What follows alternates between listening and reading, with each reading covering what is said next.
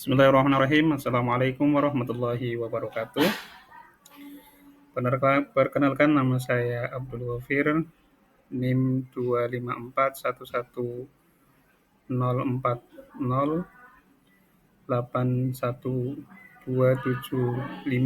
LPTK Universitas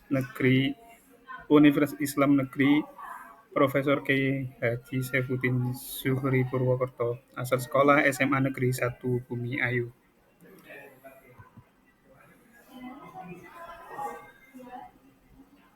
Coba renungkan pertanyaan di bawah ini. Apakah ajaran agama Islam mendorong umatnya untuk berpikir kritis? Mengapa umat Islam diperintahkan berpikir?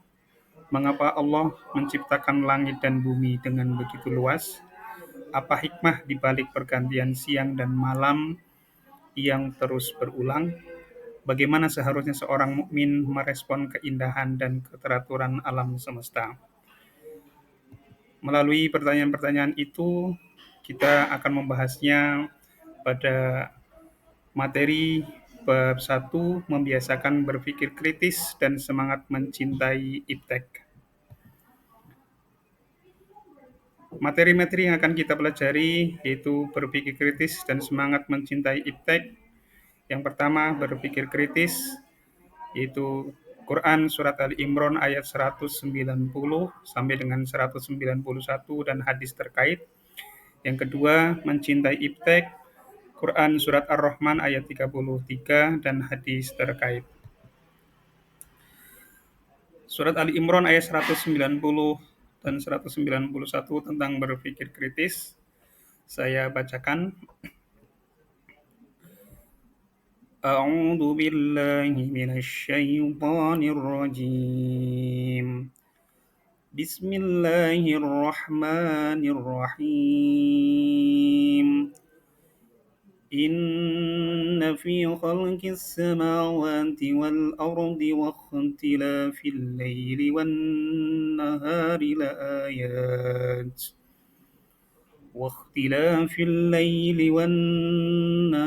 لآيات لأولي الألباب الذين يذكرون الله قياما وقعودا وعلى جنوبهم ويتفكرون في خلق السماوات والأرض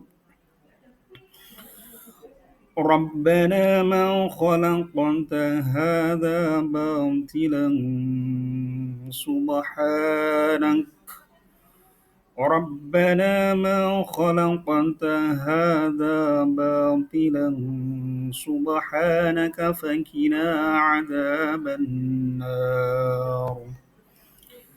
Yang artinya, sesungguhnya dalam penciptaan langit dan bumi dan bergantian malam dan siang terdapat tanda-tanda kebesaran Allah bagi orang-orang yang berakal, yaitu orang-orang yang mengingat Allah sambil berdiri, duduk, atau dalam keadaan berbaring, dan mereka memikirkan tentang penciptaan langit dan bumi, seraya berkata, "Ya Tuhan kami, tidaklah Engkau menciptakan semua ini sia-sia, Maha Suci Engkau, lindungilah kami dari azab neraka."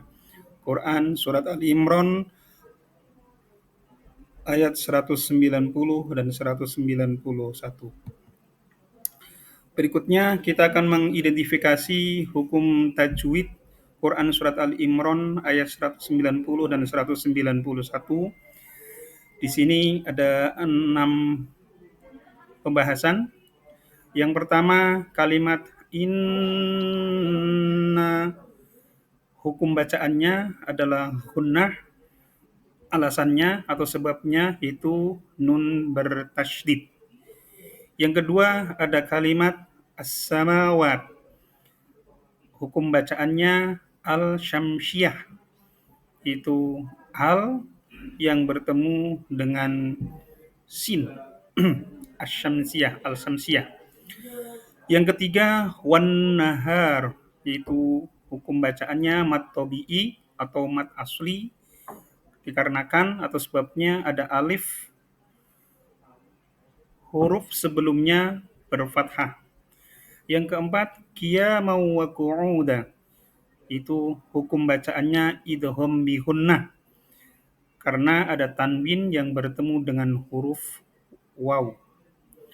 Yang kelima, ada kalimat khalaqta. Hukum bacaannya qalqalah sughra atau qalqalah kecil karena ada huruf qalqalah yang berharokatkan sukun yang berada di tengah kalimat.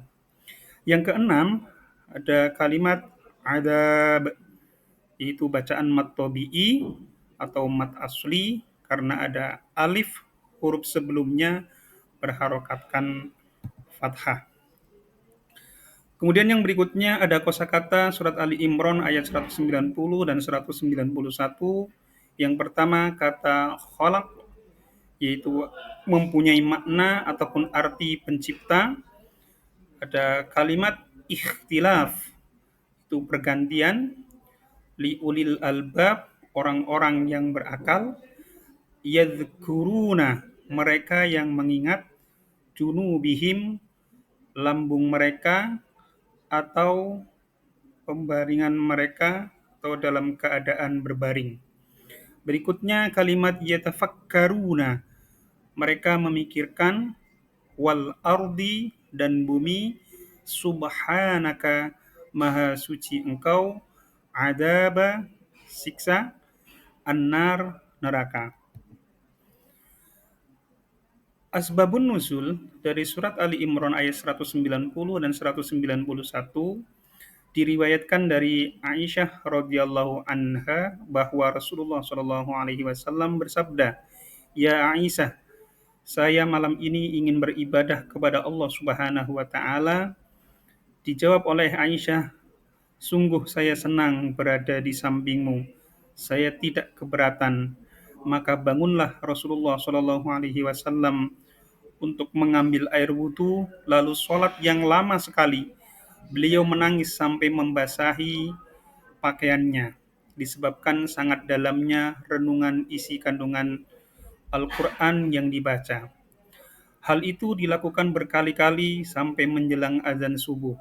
Dan saat Bilal hadir, masih melihat kondisi Nabi yang menangis. Lalu Bilal berkata, "Ya Rasulullah, kenapa Anda masih menangis? Bukanlah Allah Subhanahu wa taala sudah mengampuni semua dosa engkau, baik terdahulu maupun yang akan datang." Lalu dijawab oleh Nabi, "Tidak pantaskah saya ini menjadi hamba Allah yang bersyukur? Apalagi di malam ini Allah menurunkan ayat yang alangkah ruginya jika dibaca ayat ini namun tidak dihayati makna dan isi kandungannya." Ayat-ayat tersebut adalah termasuk Quran surat Ali Imran ayat 190 dan 191. Isi kandungan dari surat Ali Imran ayat 190 dan 191, yang pertama, banyak tanda-tanda kebesaran Allah Subhanahu wa taala yang dibentangkan di langit dan bumi, termasuk pada diri manusia. Semua itu harus dijadikan sebagai sarana berpikir bagi umat manusia, khususnya orang-orang yang beriman. Yang kedua, penciptaan alam semesta meliputi silih bergantinya siang dan malam, pusaran angin, keteraturan lintasan benda-benda langit dan bumi dengan segala isinya. Semua itu jangan hanya dijadikan sebagai peristiwa biasa tanpa hikmah dan tujuan, tetapi harus dipikirkan, diteliti, dan dieksplorasi. Yang ketiga, semua manfaat atau faidah dan hikmah dari beragam peristiwa yang tersebar di alam semesta tersebut hanya dapat dipahami oleh orang-orang ulil albab. Yang keempat, ulil albab adalah orang-orang yang memiliki akal pikiran yang lurus, nurani yang bersih, serta menjadi hamba Allah Subhanahu wa taala yang mengisi setiap waktunya untuk memikirkan segala penciptaan dan peristiwa di alam raya ini. Berikutnya isi kandungan surat Ali Imran ayat 190-191. Yang pertama, tanda lain ulil albab adalah mereka yang dalam kondisi apapun tidak menghalangi untuk mengambil maslahat dari ciptaan Allah Subhanahu wa taala. baik untuk diri sendiri, lingkungan yang mengitarinya, maupun masyarakat secara luas. Yang kedua, ulil albab juga melakukan pemikiran kritis, utuh, objektif, dan seimbang terhadap segala problema yang muncul, sehingga buah pemikirannya memberi banyak manfaat, jauh dari kebencian dan sengketa.